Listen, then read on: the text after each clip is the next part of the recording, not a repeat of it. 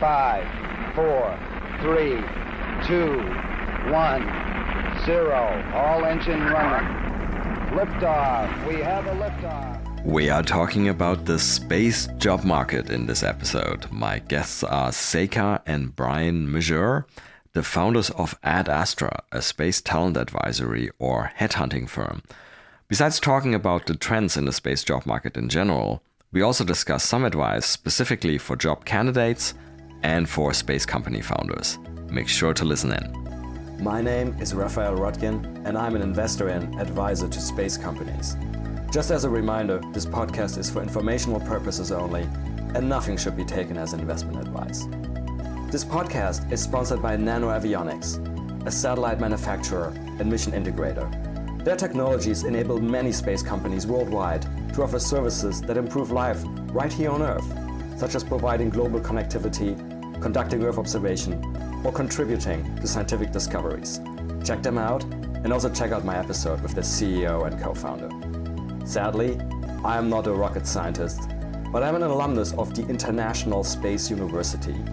ISU offers a number of educational programs about space worldwide. Check them out at isunet.edu. And just some final things before we start the episode about ourselves. If you enjoy the podcast, please leave us a 5-star rating on your favorite podcast platforms such as Apple or Spotify. If you want us help expand our work, you can do so and support us at www.patreon.com/Space Business Podcast, and we'll also put that link in the episode notes. And lastly, you can follow us on Twitter at podcast_space. Hey, space enthusiasts, welcome back to another episode of the Space Business Podcast. My guests today are Seyka and Brian Mejeur from AdAstra. Welcome, guys. Thank you so much for having us. It's a pleasure to be here. Yeah, thank you so much. Cool. Pleasure is all mine. So why don't we start off as we usually start off? Can one of you just tell our audience what you guys are up to? Absolutely. So, personal side, we're husband and wife. We just had a small child. So we have a 7-month-old on our hands. Thank you very much. And at AdAstra, kind of how it relates to the space industry, we do executive and highly technical headhunting for space startups, specifically space startups. And we also do clean tech startups. So really love to be involved with the technical side and really understand startup culture. Okay, terrific. And so maybe if we take a step back and you guys can also talk a little bit about your sort of previous lives before, like how long you guys have been doing AdAstra and what your previous lives were, sort of a summary of that. And then how did you guys decide to do AdAstra and what were the main motivations? Yeah, absolutely. Brian, you want to talk a little bit about your impressive background and how that brought us here to AdAstra? Sure thing. Yeah. I got my bachelor's and master's in aerospace engineering from the University of Michigan. And sometime, maybe freshman, sophomore year, I heard about this crazy guy, Elon Musk, and how he wanted to colonize Mars. And so I was like, that sounds a little more interesting to me than maybe making a Boeing engine 1% more efficient or something like that. So I pretty quickly knew that that's where I wanted to end up and did some internships at SpaceX and was there full time as well, spanned about 7 years, mainly as a propulsion engineer. And after that, went on to lead U.S. operations for a drone technology startup in the Bay Area. And it was around then that Seyka and I had the idea to start AdAstra. I'll let her share a bit about her background, how it all came together. Yeah, my background is all in talent acquisition. So I started at a boutique consulting firm where we would optimize the internal recruitment function for Fortune 500 companies. These are large established organizations, brand names people know, and we didn't do any recruitment for them, but would kind of come in and say, where are the pain points and what sort of creative solutions can we apply? That's a really fun topic, a rabbit hole that we could go down at some other point, just all the different creative solutions that you can come up with for really strange problems that companies are running into, right, with hiring. And I then went on to work at a CNC distribution company. And that's where I really, first of all, learned what a CNC machine is. And it's also when I got to understand what manufacturing in America was about. I started to get some insight into aerospace manufacturing. And I started a staffing agency specifically for CNC machinists, CNC programmers. Those are people you can't find on LinkedIn, right? Or every once in a while you can find them on LinkedIn, but you got to look in a lot of other creative places. And it really sparked my love for creative creating strategy for finding hard to find people.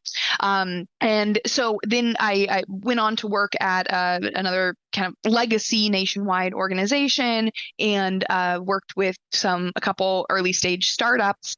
And then it kind of all came together where it was all Brian's idea. Brian came to me and was like, hey, we've got all these friends in our network who are coming from SpaceX, right? And they're like starting these incredible startups, and they're saying they need to find the best talent. And like, this is a world, let's put my technical background and your background in talent together and really come up with a solution for this. And I was like, I don't know if I should work with my husband. Like, we're already together a lot. Is this going to be too much? I was pretty nervous about it, but he talked me into it, and it's been incredible. I don't have a single complaint about it. So that's kind of how AdAstra came to be. And when was that? When did you guys start AdAstra? 4.5 years ago. Does that sound about right, Brian? Yeah, it was in 2019. I'd say full steam ahead was kind of the fall of 2019. Okay, that's really when I think we may look back and say that's like sort of part of the time around the inflection point when space really took off, and sort of in many ways, I guess that coincidence? I think not. Okay. But my next question, I think you already partly answered it, Seyka. It's so you clearly saw the market demand. You were mentioning people leaving SpaceX, founding those startups, and basically looking for people. So you saw a specific demand you wanted to serve. Absolutely. It appeared to us that everybody was looking for, the top 1%, the A players. And one, they can be really hard to find, then they can be hard to contact, and then they can be hard to, right? You got to really reel them in and show them what you're building is something special. And so what kind of roles are you guys looking for? So for example, like you already mentioned technical, so I assume technical roles is a given, but also like say non-technical roles. I remember I was once browsing the job board at SpaceX, and there was really like literally everything on there, up to and including like the barista for the internal coffee bar, which by the way, I love the internal coffee bar at SpaceX. Is it non-technical roles as well? Is it all sorts of functions? Is it all sorts of levels? Like for example, do you guys even look for like board members? Like what's the scope here? Yeah, great question. So typically people are coming to us when they need to hire a really technical leader on their team. So I think there's a pretty big gap in the industry on being able to find and hire like department heads at early stage startups, someone who can do the technical work from day one and really own it and drive it forward at a high level, and then also can grow a department as the company begins to scale. And so I think that's like probably the single most like highest value place that we step in, but we also are working on highly technical individual contributor roles and definitely executive leadership roles, co-founders, founders, C-suite and down. So typically anything in that technical vertical, but especially once we're established with a company, it's not uncommon for them to be like, hey, can you help me hire our first recruiter or an ops person, or so we can take on a lot of different things, but kind of the core function of what we do is within that engineering vertical. And so I got to ask, because Brian, you were mentioning your own story and how you graduated and then you had the chance to work at SpaceX, and you were like, oh, that's a lot cooler than working at Boeing. But don't like startups face the same problem that like, I don't know, let's say you are, some sort of new reaction wheel startup, and I don't want to pick on the reaction wheel guys, I'm going to get in trouble. But anyway, just as an example. And then like, how can they compete like in terms of coolness with like, oh, you got to work for SpaceX? What's your advice there to startups? We're going to startup compete with SpaceX specifically on talent. SpaceX / Blue Origin, anybody else you consider cool? Yeah. Yeah, I think, the big things that a startup can offer that like an early stage startup that these larger companies just can't is a larger percentage of ownership of the company. And so that can mean literally in share value, like getting in early and having higher equity, sometimes even single digits of percentage points if you get in early enough.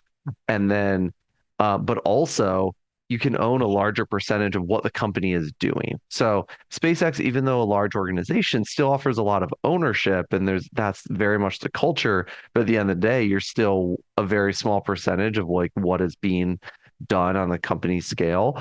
And a startup allows you to like have your fingerprints directly on like the major results of the company. And so that's just really different. And there's also a lot of ability to rise the ranks and grow with the company. Maybe you get in at one of those head of role, or you're an individual contributor, but you crush it. It's very easy to say, great, let's keep that promotion going and add more responsibility. So I think those are really important.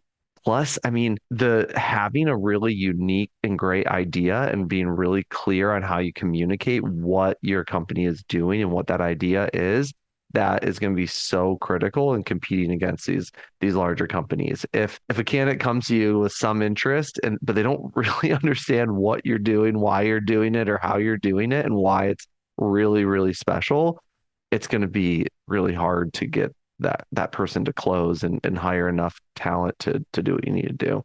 But I suspect that's a great answer. But I suspect that's also the other way around, right? Because like, you know, if you're maybe a person who used to be at SpaceX, or let's take the more extreme example, you're a person who used to be at Boeing, right? And then maybe, you know, I don't know, you got laid off, or you kind of sick of Boeing or something, right? And then you're considering going to that small reaction wheel startup, and then maybe they have a really cool story. But I guess you also have to make sure that that person understands that the startup culture can be completely different, right? Like less clear reporting lines, less clear scope, right? And I assume there's some people who are, you know, suited for that, but other people who are not, right? Like, how do you help them suss that out? How do you suss that out, right? Because if you place the wrong person with the wrong organization, that's the worst outcome for everyone, right? Yeah, this is such a great conversation for us to be having. And you know, especially new founders, this is a key piece that we want to walk through with them and really lean into, like, we have to pay attention to this. So some of the things that you just mentioned are great for us to dig into. Yes, people are looking to leave Boeing, believe it or not, right now, right? They're coming to us and saying, hey, incredible. Who would guess? They're coming to us and they're like, hey, I'm really interested in joining a startup, right? And so from that point, there are conversations that we need to have with the candidate, one, to help them understand if that's really what they would want. Right? It sounds exciting and fun, and maybe it sounds scary to be where you are right now. And let's talk about how different this is going to be at a startup. When we're looking kind of from the startup's perspective about candidates to consider, some of the things that we want to look at is, yes, the job title and the resume of somebody who's working at a Boeing or another one of these kind of legacy organizations may look like a strong candidate for a startup, but the breadth of technical domain that they have is so different, right? So at these Boeings, at these large organizations, there are entire teams, and the specialization is incredible. We still need the depth of knowledge for these startups, but you're also going to, you know, you're not going to have 6 people working on one part with you and you have one specific specialization. Like, you are responsible for a much wider breadth of the work of your technical scope. And you also, the culture that you were talking about, right? Being able to, you aren't having your priorities spelled out for you. There aren't people hand holding. At a startup, you're gonna see a problem and you're going to need to come up with proposed solutions, right? Go get scrappy to figure out how you're gonna make these solutions come to life, and then maybe go to your supervisor and say, hey, this is what I'm doing, like, let's turn it over tomorrow, right? Where that cycle is much longer. There's a lot more red tape at these legacy organizations. So some of the things that we'll listen for, and if you're at a legacy organization, please don't use these answers to fool people, because you really want to answer authentically so that we make sure you end up in the right place, right? If we're interviewing somebody from Northrop or a Boeing, and we hear like, this is moving so slow, I'm gonna go crazy. Like, I need a faster pace. It takes forever to get things done. If that's their experience, there's a chance that now a startup isn't gonna rock them, right?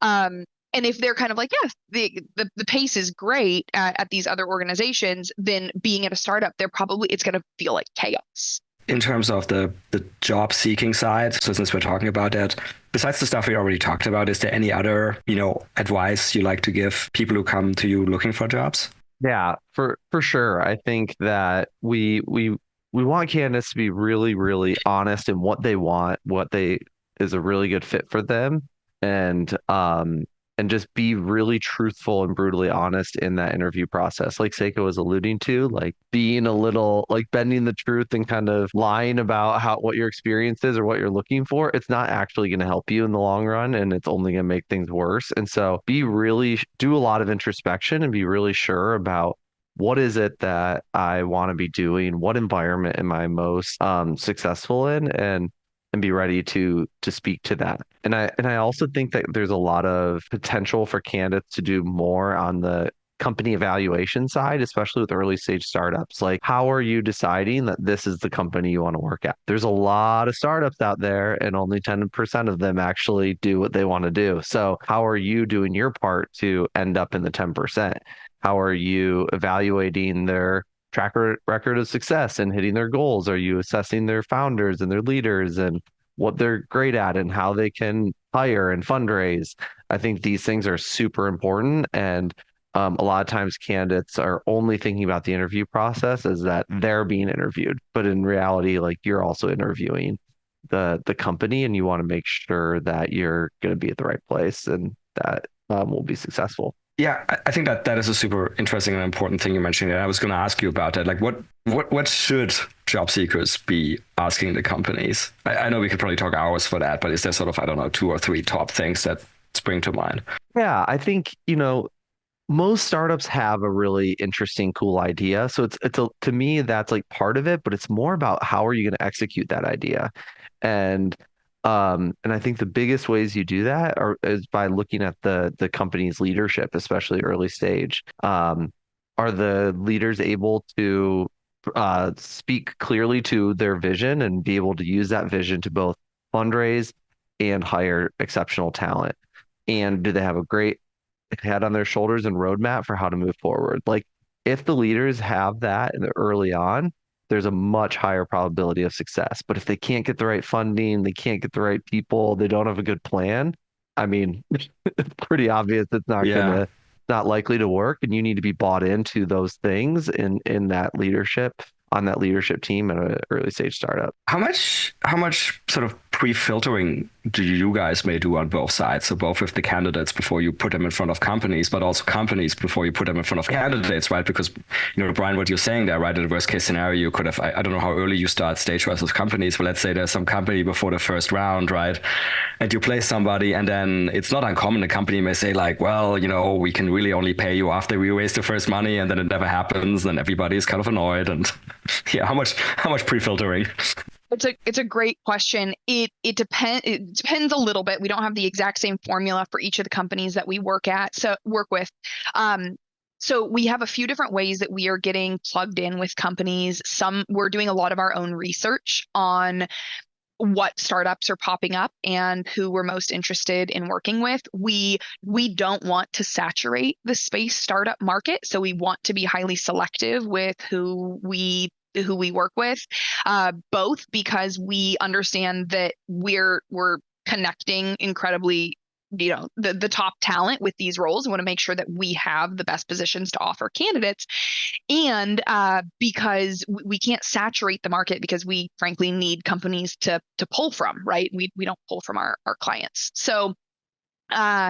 So we also are connected sometimes through our VC partners who have insights into the organizations, and they say, hey, this is a great company. They also have background references for us. So we established really strong relationships with some of these VC firms who we've worked with a number of their portcos, and it's kind of a no-brainer, right? They're able to see the quality of our work and then refer us. Sometimes we are going through in-depth pitch decks and asking a lot of in detailed questions, and sometimes we're able to gather enough information, without going kind of digging in deep to pitch decks. But we generally have a pretty comprehensive view of who the organization is, what their goals are. Do we believe in their tech? Do we believe in the team? It has happened multiple times that organizations have come to us, and although the tech is pretty cool, we're we don't think that they yet have the team to get them there and to be able to share their vision. So we dig into that on the company side. And then on the candidate side, we are doing a technical interview that's a lot more than just asking kind of like, yeah, how many years of CAD experience do you have, right? We're really peeling the onion. We're really understanding what they have personally done, not just been in the room for, what success they've had, what's their track record? Are they somebody who's already had a big success, or are they somebody that we think is really on their upswing to making their mark in the industry? And we do a cultural interview where we're trying to get a deep understanding of what makes this person tick, what motivates them. We use that information not only to ensure that we're matching them with the right role maybe today, but we're also developing a pretty robust database so that we know who people are in the industry. They say, hey, I'm in LA now, but man, one day I'd really love to get to the East Coast, or, in 5 years, I'd really love to move my family and I to the East Coast. And we're tracking 5 years from now, right? We know what people want, when they're going to want it, what kind of makes up the personalities of these people, so that we're able to be looking out for them even when that time spans years. Yeah, that makes sense, that you sort of gaining this knowledge over time and building like a franchise value, which is, yes, frankly, value for every side. Those interviews, the technical, the cultural you mentioned, is that sort of like live or written, or how does that work? Yeah, that's live. So we're conducting phone interviews and getting kind of all that information. And an interesting piece that I think it's fun to talk about is the cultural piece, right? There's some things where we're screening people, kind of going, okay, this is either a startup person now or not. And yes, people can become later on, maybe, right? We can have that conversation, but there are some pieces where we're going, I don't think this person's going to be a great fit for a startup, and we can, give them that insight as well. The other piece is, like, companies have cultures, and they aren't necessarily they aren't things that we necessarily have a judgment for. There's not good or bad. It's not the right way or the wrong way. It just is. It's a unique culture, and there might be an incredible technical professional who would be a great fit at company A and a terrible fit at company B, and there's no judgment on any of those three players, right? It doesn't mean that company A is bad. It doesn't mean that the professional is bad. It just means that the culture wouldn't fit. And so that's a big piece of what we're leaning in and looking for. An easy example of that to point to is, conflict resolution. There are some leadership teams that want to have meetings where people are yelling and standing up in the meetings and really fighting for their point. And that's something that's appreciated, and that's a value at the organization. And we may talk to people who are pretty conflict averse, who are happy to calmly talk things out, but that would be incredibly jarring for them. And again, it's not good or bad either way. It just is what it is. And we want to make sure that we're matching people in environments that will fit well for them. That makes a lot of sense.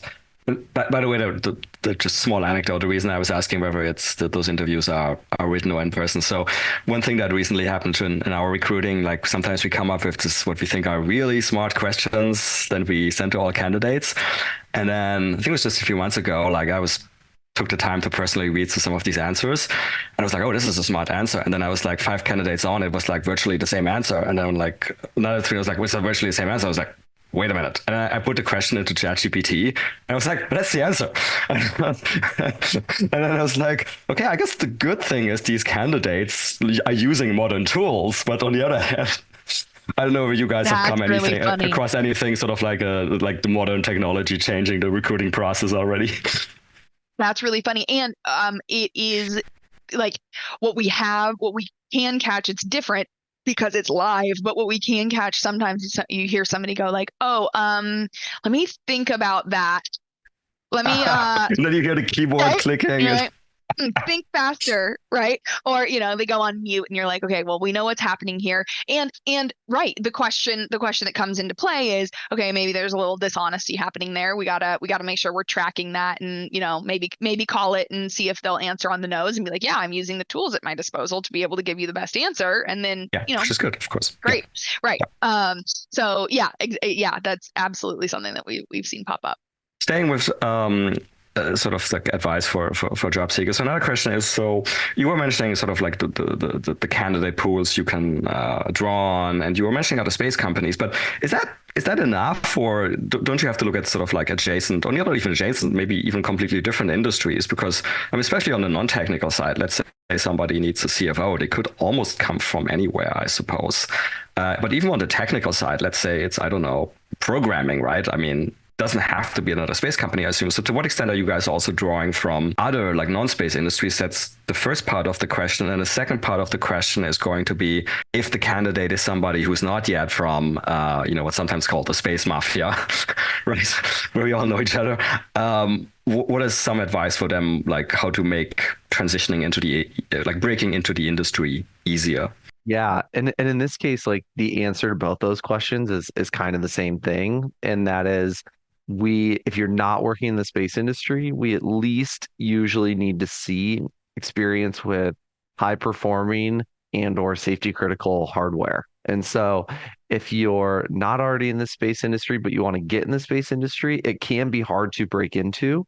So start by going after jobs and companies where you get to own like really critical hardware that needs to perform highly and cannot fail, because that is like the key thing that makes the space industry difficult. We want the top talent who, the best of the best, because of these things. There's not a lot of room for error, and so that's why we're often, if we can look out of the space industry, we're often looking in other mobility industries.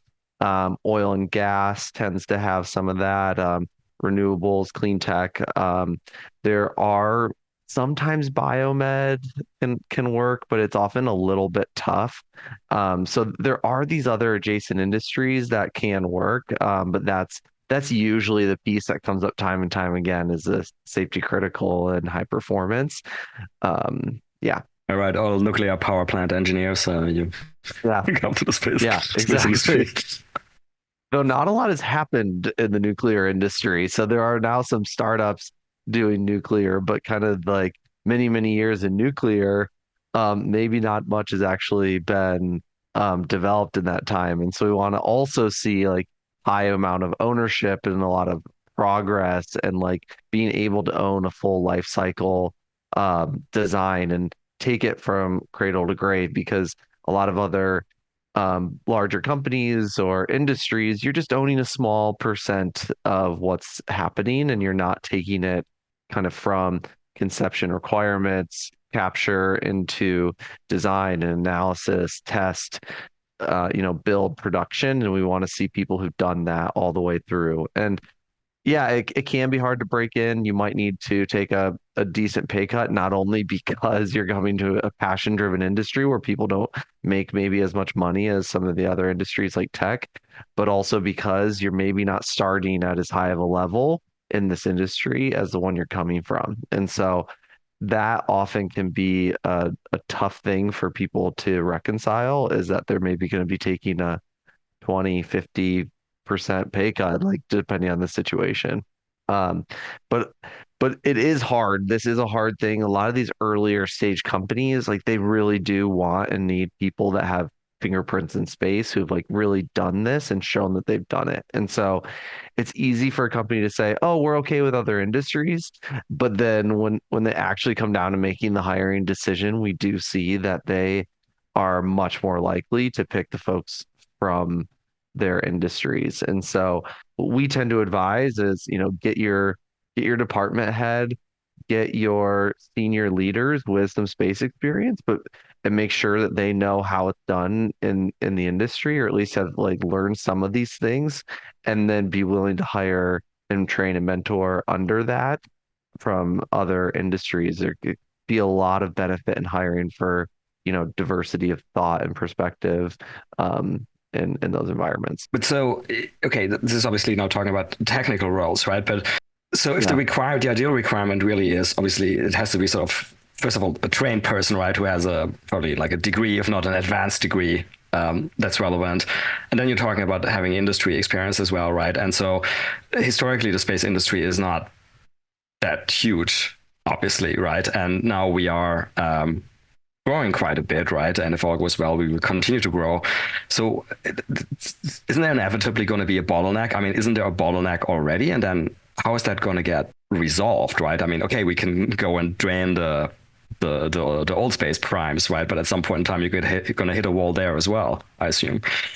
Yeah, we're definitely already feeling this in the industry, and it's pretty known that we need to do better, and we need to be pulling more people in. And I think that once Starship is operational, and now the cost to orbit and it goes down another like order of magnitude or more, we're going to see the industry shift even more. There are going to be more and more startups popping up. There's going to be more and more industry and economy in space. And at that point, it's like exceptionally not sustainable to only be hiring internally, because we're going to be making an entirely new economy of a much larger scale. And so what I would love to see happen at that point is that, not only is it going to be cheaper and easier, new business models will open up to space with Starship, but we also need to realize that because it's cheaper, because we're not as mass and volume constrained, we might not need, circling back to the as high of performance, as high of safety critical engineering to get this done. Like the rigor still needs to be there to some extent, but we might need to lower that bar a little bit and be willing to take a little bit more risk, and that will also open up the candidate pool, because we can't just keep looking at the space industry as like this, ITAR regulated, defense heavy, like small safety like industry. It's going to become a whole new economy, and we got to be ready for that and how we approach those problems. So, okay, just to push back a little bit on as a devil's advocate. So I see what you're saying on the launch side, but is that not going to then just basically get transferred into other areas? Okay, so like now the launch is figured out, quote unquote figured out thanks to Starship, but now we're going to build a whole bunch of private space stations, and obviously they need to be very safe as well, especially if they're crewed, right? Or we're doing like another type of, Earth observation constellation or SATCOM constellations or navigation constellations, right? I mean, isn't there always going to be a need for, isn't there always going to be mission critical hardware? And yeah, absolutely. And I realize it's a bit controversial to say, oh, let's just like not think about safety as much. And I hear that, and I think that's like fair, right? But at the same time, we need to know which applications of work that we're doing in space like demand the same level or maybe even more rigor, and which types of work don't. Where can we continue to where can we take a more consumer electronics approach to space hardware, and where can we not? And I think we need to be thinking about that already today, but especially once Starship is up and running. Otherwise, we're just not going to have the people to be able to do all the things that like will become available at that point. Yeah, I think that's a very fair comment, right? I mean, correct me if I'm seeing this incorrectly, but it's sort of like, in the olden days, we would have said, oh my God, we built a satellite. It cannot fail, because if you have to launch it again, it's going to be so expensive. Now, like, a Starlink satellite fails. It's like almost like, well, whatever, like, we're sending up another 30 next week. Exactly. It's like, this is already happening, right? In certain places, and that, we still have to be careful with space junk. We still have to be very careful with human safety. Like, there are still places to be very, very careful. But yeah, we're already seeing this. It's already been a huge step change from 10, 15, 20 years ago. And I just think we're going to see that again. And we like the talent and requirements also are going to have to match that. And so you mentioned something very interesting there in the middle because you referenced ITAR, and for our listeners who may not know, that's sort of regulations called International Traffic in Arms Regulation, and a lot of space technology is basically restricted by that because it obviously can be used as military technologies. I mean, obviously rockets are essentially missiles, just to mention an easy example. And so one consequence of that is that I believe in very many US space companies, you basically have to be a US citizen or at least a green card holder, right? To work? Is that Yeah, in general, US citizen, green card holder, and there are some protected persons that do qualify. It's pretty rare.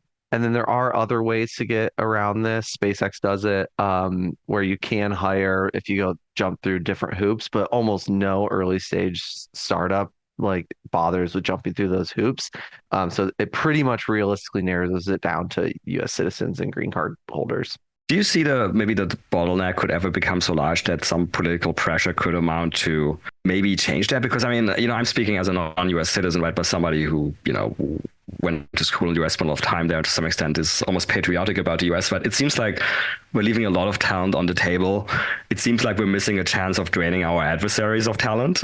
It just seems, I don't know. And then the counter argument, I guess, that one often hears is like, oh, but they're going to send spies. But it's like, okay, if our counterintelligence is so bad that that's a problem by itself, If you were like invited to congressional testimony, it's like, oh, Ms. Mejeur, like you're a space recruiter, SDA doesn't get its stuff on time. Like, what do you think? You're Mr. Brian. What do you have to say? I don't know. Yeah, it's a great question. I don't have a good answer for it. I'm not sure. I don't really know how those political decisions are made. And it's above my pay grade. Yeah, Fair. I do think though that this is a similar thing that needs to be on the minds of the policy and decision makers again once Starship comes. Like as this economy evolves, it's going to start to look more like telecom or automotive and like these other more terrestrial like industries, because the access is just going to change so dramatically, and it's not going to be nearly as exotic. There's going to be all these applications that will not be relevant or like related to being defense. And we are currently, it's just like, oh, yep, we're an ITAR company. Like every space company, yep, we're an ITAR, right? And I get why that started that way, but we need to like evolve in that way and be able to recognize when a company is not doing ITAR related work, and then we can kind of expand the ability for non-green card holders to work on these projects. I mean, when I was studying and gave my master's at Michigan, like the number of really, really excellent engineers there that don't have their green card, and so they're doing research, they're kind of staying in academia or like not really getting into the fields they would really love to get into because they don't have it. Like there's a lot of untapped potential in folks, like both like domestically and like you mentioned, being able to pull these folks from overseas and bring them to the US.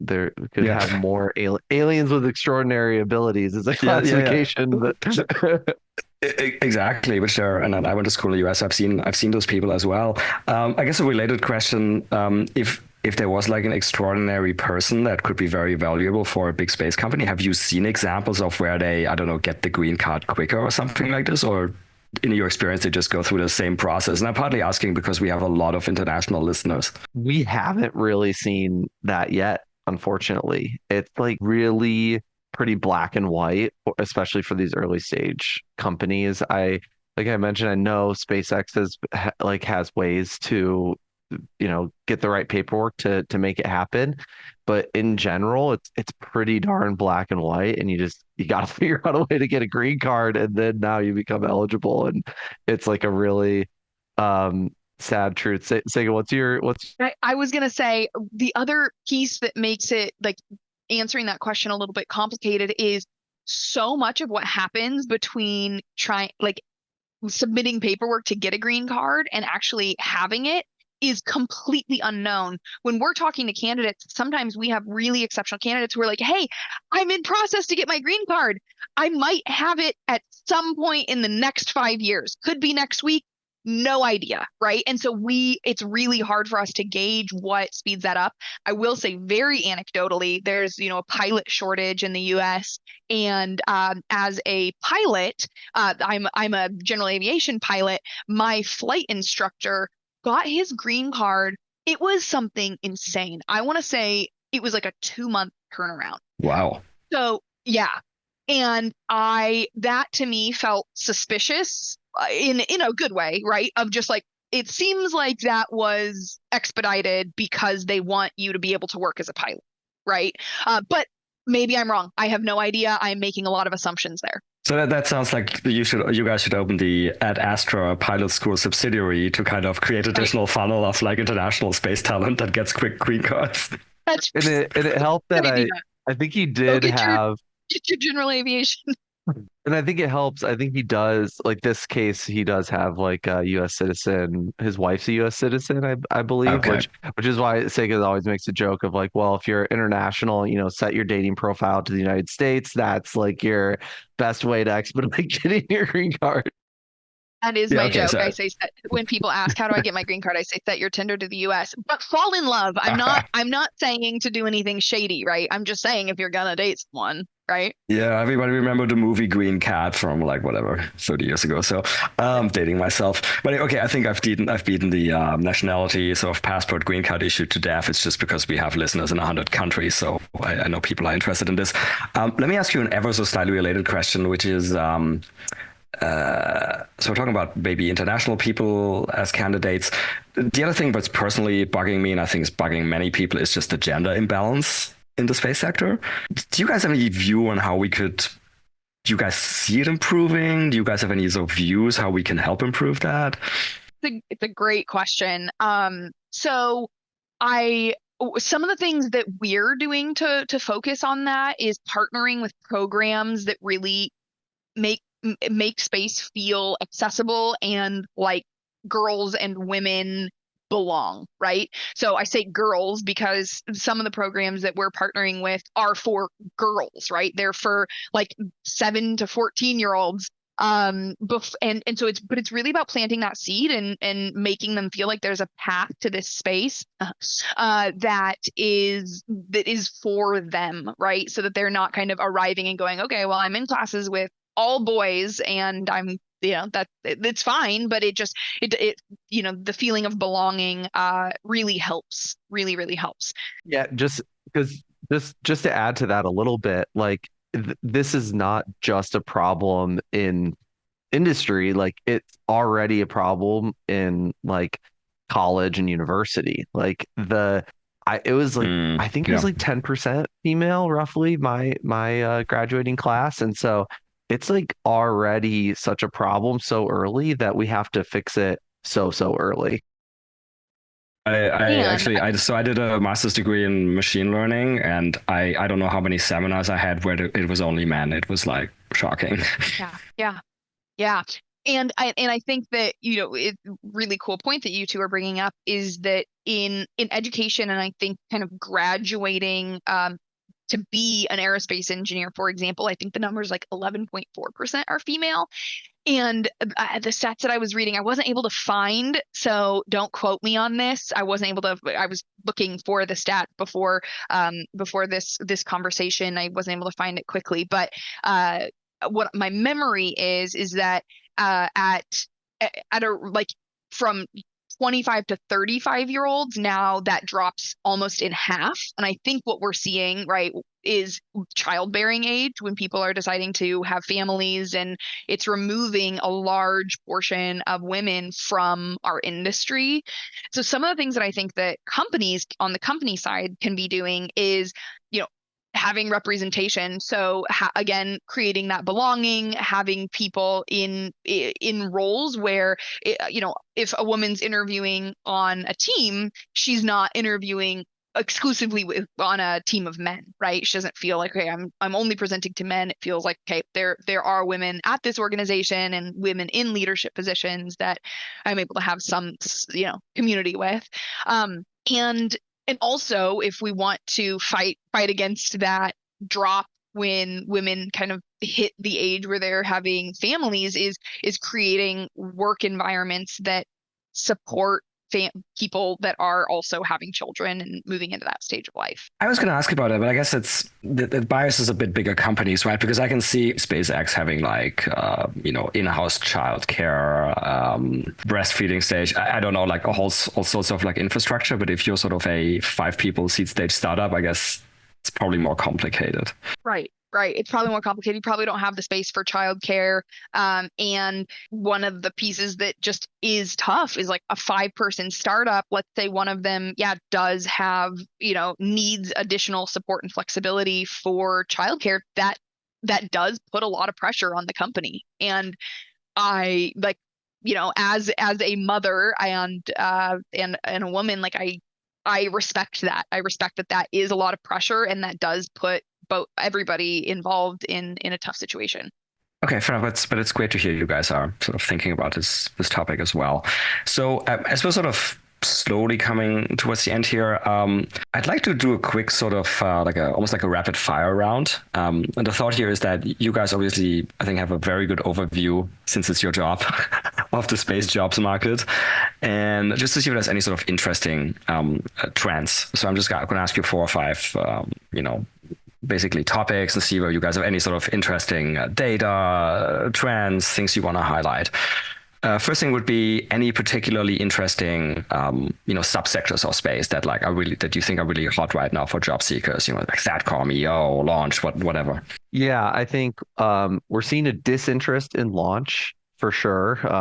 Consolidation and of these small launch vehicles and like SpaceX's success and kind of the impact on the environment has led to a disinterest in launch.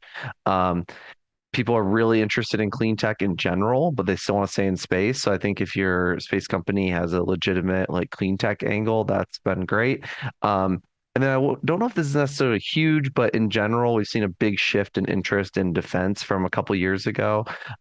Since Russia invaded Ukraine, we felt that we've seen a lot of candidates and also startups pop up that are trying to do more on the defense side, whereas people used to be a lot more hesitant in there. So there's been shifts there.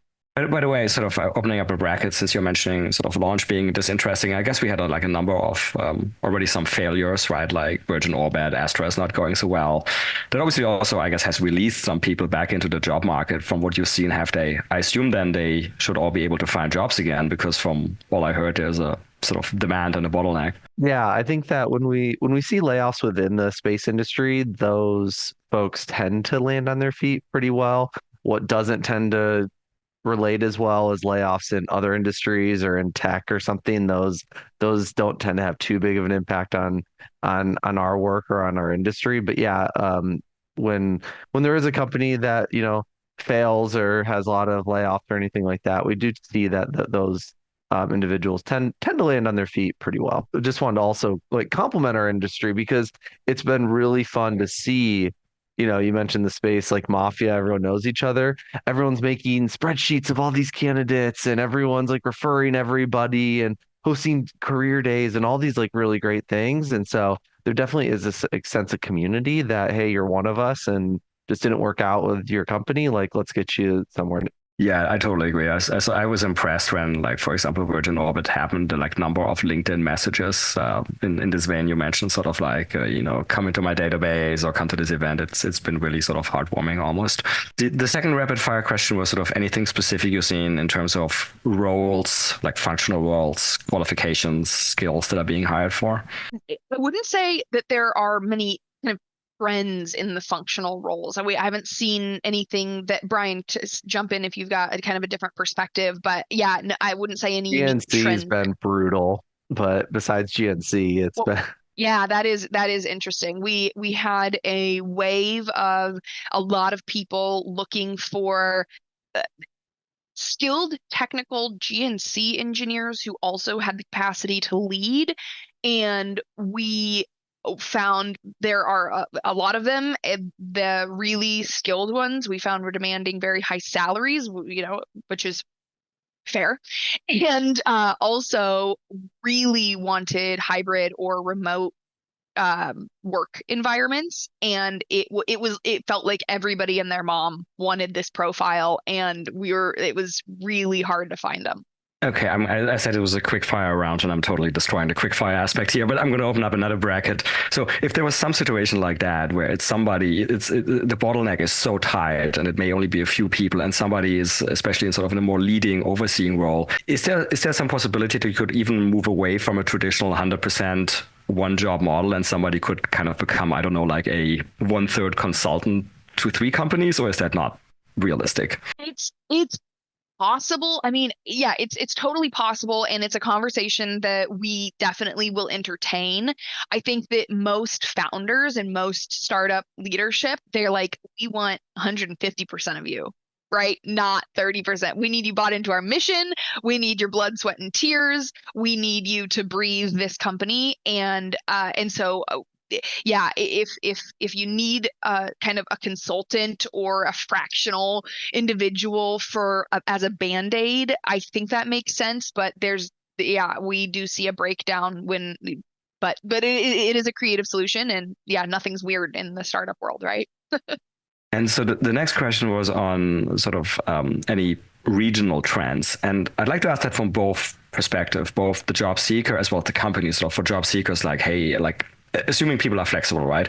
Job seeker, if you're flexible, why don't you move to whatever the right answer is, maybe Colorado, because there's a lot going on. And then, but also from the founder perspective, like, hey, founder, if you're flexible, why don't you open up in, I don't know, Tennessee, because there's some unexpectedly good talent pool, and salaries are cheaper or something like that. Yeah, in general, I think on both sides, things are easier if you're in one of the talent hubs. I would say LA more or less continues to dominate and has the most talent, but Seattle and Denver and even the Bay Area has some pretty good talent. These places tend to be much easier to not only hire for your startup, but also if you're looking to make a change, like you have a lot of options nearby. And so in general, that tends to be the way to go. There are other areas that kind of are next tier that do okay, but you usually want to be just in those areas. It makes things a lot easier. I think the exceptions to that are if you have some really specific skill set that you're going to hire a bunch of, sometimes you might want to co-locate next to like where that industry happens to be located if it's not this like the broader space industry, or even where the best universities are for that work, because that can make it easier if that's going to be your critical skill set, and if you can be a little more flexible with your other skills, then it can make sense. But usually if you're in the more lower cost of living areas, it's great in theory, but then it ends up being pretty hard to hire for. And I don't know. I haven't done like a full study to see it. Like, do you actually save enough money on salaries to justify that? Yeah, fair enough. And then the last of the quickfire questions on any trends would be sort of in the compensation packages you're seeing in the space sector, wherever there's anything interesting going on. Yeah, it's been fairly stable. We were seeing a lot more kind of variability, I think, in 2022, maybe early 2023. And then we started to see things really kind of feel like they were leveling out. We do see solid bases even for early stage startups. So kind of less founders hoping that we can really get people to bank like completely on equity, or in massive part on equity with a really low base salary, and really kind of trying to have the salary hold its own. So yeah, we still do see that only later stage companies with lots of cash and less equity are offering the high base comp, right? So we're still looking for maybe like the very, very top of market professionals for kind of average cash compensation. So there is a gap there, but it feels more reasonable. And something else that's probably worth mentioning here that we do see repeatedly, and think that there is a trend here, is we think that startups could do a better job of explaining equity, explaining what the value of equity in compensation packages is, right? And we're not saying you're making promises, you're guaranteeing anything. To just like spell it out, what it is and what is being offered, because I think we skip over that piece a lot and kind of say, you'd get, this many options, and then the conversation is a little bit over. Go ahead. Yeah, but like I was going to ask you about that, because I mean, so as you know, when I don't do this, my main job is I'm actually a space venture capitalist, right? And so I know all of these early stage companies, and for the moment, for better or worse, they're still mostly technical founders, and they themselves don't know anything about options most of the time. So how can they explain it to anyone, right? It's like the blind leading the blind. So my question here isn't that, don't you have the same experience? And then isn't that, can guys like you help them with that? Sort of like even simple questions like, I'm hiring employee number 5, and like tell them, well, this is kind of a typical range of equity that employee number 5 can get, and this is how it works, and blah, blah, blah, blah. Such a great question. Gosh, you're this is so fun. Yes. So we have that conversation on both sides. We have that conversation often with founders, and they go, this is what we're thinking of offering. Is this right? Right. And now we have so many data points that we can pull from in our own data set. And Brian does a great job of talking founders through it and go, hey, this is kind of what's typical on this side, and this would be a great way to kind of explain this to candidates. And then on the other side, I mean, I call it like equity therapy, right? Like, there's so many conversations where a candidate frankly doesn't want to ask some of the questions that they have about equity to their potential employer, thinking the questions sound dumb, right? But they don't know the answer. Maybe they've even had, they have equity at other companies, but they've just never really thought through this, which is such a key point that you were just making of the blind leading the blind. And Brian will take, an hour and make a spreadsheet and go, hey, I'm like, there are no promises here, right? But let's say, like, we know the probability of startup success. If they make it big, this is what it would look like. If they don't, this is what it would look like. If they, make it halfway through, this is kind of, so just to kind of build a mental model of like, what does this equity mean? What is the potential of it if we're successful, and really try to, paint a picture of it. Brian, take it away. Yeah, there's a lot to say here, but I think just to add to it a little bit more is I don't think founders are giving, like, we have technical founders who love talking numbers in general, but then they don't give useful numbers to their engineers that they're hiring who also want to know numbers. Like, just saying, oh, you're going to have like 100K in stock options. That is not very useful information and definitely doesn't do much to sell anything. You want to be able to try to tell a story about what some of these reasonable outcomes can be, and like what is the cash that will be. You can calculate these things, and yes, there's a ton of uncertainty with it, but it's better than nothing. And I've seen very few founders and very few companies like be ready to talk through those outcomes and like say, yeah, this could be worth millions per year. And there's a very realistic path to that outcome.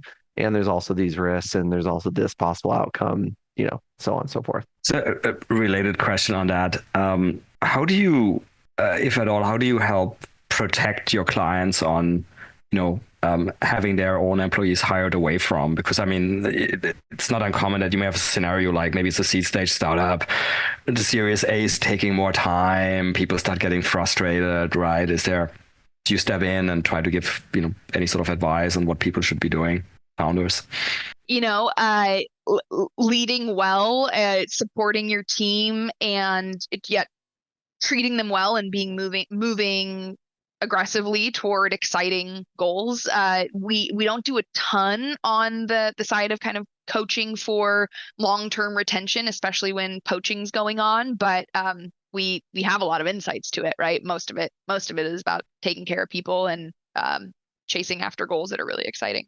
Yeah, that's I guess that is an obvious answer. Take care of your people. Exactly. Yeah. Okay. Gosh, we could be speaking for hours, I can already tell, but let's we do have to wind down here, so I'm going to ask you some sort of final questions. So if people, I assume you're very happy to hear from people from both sides, companies as well as startups. Absolutely. And what's the best way to just go to your website, and is that the easiest way of getting in touch? Our website is great, or reaching out via LinkedIn. Okay, cool. We'll put those links in the episode notes, so it's easy Perfect. for people. One other thing I want to make sure to mention, we'll send you this link as well, is Brian wrote a great article on hiring legacy versus startup talent. And that was kind of what we started this conversation talking about. And it's got some really great information in there. So I'll shoot that link over as well in case that's interesting for anybody to look at. Terrific. Yeah, we'll include that link as well. And then I guess moving sort of towards more general questions, I guess particularly for Brian, since you spent quite a bit of time in the space sector, including at some very big players. What are you generally watching with interest in the space sector? Yeah, I mean, Starship, duh. Like, how can you not watch those launches and be excited about the future with Starship coming down the pike? For me, I'm also pretty excited by lunar missions and having us like kind of reestablish that and seeing what comes to be on the lunar surface. In-space manufacturing is really interesting. Cool stuff that Varda recently accomplished has been really fun to watch. And then space stations. I mean, how can you not get excited about seeing more humans in space and more companies attacking this? I'm excited to see how those business models develop and how it actually comes to be. But yeah, that's hard to not be excited about. Agreed. And then totally different question from what I usually ask, but since you guys are parents of small kids, is there any thought you guys are already giving to sort of like how to bring space into your kids' lives? I mean, we have to like beat it away with a stick, frankly. Our whole world is filled with space inspiration. Our dog has a space name, and we've got astronauts all over the house, and he's got space themed. I think he can name all the planets already. Our 3-year-old can name all the planets already and knows which ones are giant gas planets, etc. So it's it's very natural. It's in his blood and his awareness. And I think I, as his mother, I keep telling him like being an astronaut's really boring, but space work is very exciting, right? Want to make sure he doesn't try to go to Mars. I'd let him, but scary. So those are some of the ways that it's all around all the time.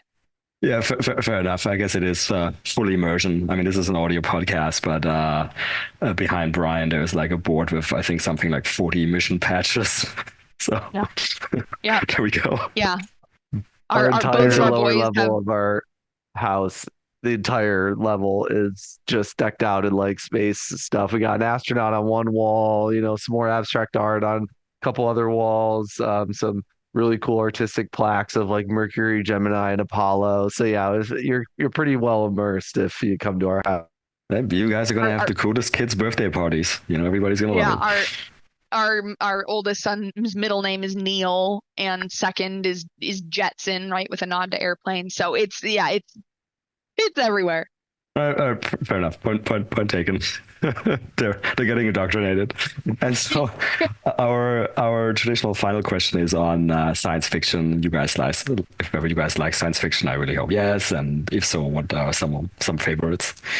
Is it too cliche? Is everybody's answer Interstellar? That's my favorite. It's many people's. We actually did when we hit 100 episodes, we ran statistics and sort of really predictably, I think number 1 and 2 were Star Wars and Star Trek. Interstellar was, I think, definitely top 10. Yeah. Yeah, I'll go. AdAstra. No, I'm just kidding. I hated that movie. That we had the name of our. Was that before or after you guys picked the name for the company? After we had the business running for like a year and a half. We're like, cool, like we know it's not like the most unique phrase or possible name in the industry, but we're like feeling good about it. And like AdAstra is now plastered like everywhere. We're so excited to watch it. And then I was just so let down and frustrated by the whole thing that was not excited about the brand association there for a year or so while it was more mainstream, but yeah, no, not AdAstra. Okay, fair enough. So just to be clear to everyone, you guys did not name the company after the movie. Okay. Yeah. You guys watching? No, Are you absolutely guys not. watching the Three Body Problem? Oh, where is that? Where do we watch that? Netflix. Ah, Yeah, no. All right. We will be. We're about to be. I highly recommend. Okay, guys, it's been so much fun. Thank you so much for coming on. Thank you so much for what you're doing. I think it's at this point in time in the industry and going forward, it's a really important thing. So, thank you for that. Thank you so much. It's been such a fun conversation, and it's a joy to get to share thoughts and ideas with you. You're a blast, and you're doing very cool things in the industry. Thanks so much. Take care. Yeah, thank you. Really appreciate your time and having us on. Well, that's it for another nominal episode of the Space Business Podcast. If you like this podcast, please consider giving it a 5-star rating on your favorite podcast platform, such as iTunes. You can follow us on Twitter at podcast_space. Also consider supporting us at www.patreon.com/spacebusinesspodcast. If the podcast got you interested in learning more about the business opportunities in the space economy, check out my new online course on space entrepreneurship on udemy.com. The link is in the episode description. Lastly, if you have any feedback, including ideas for guests, and that may include yourself if you have an exciting space story to tell, or interested in being a sponsor, drop us an email at spacebusinesspodcast@gmail.com. I look forward to seeing you for the next episode.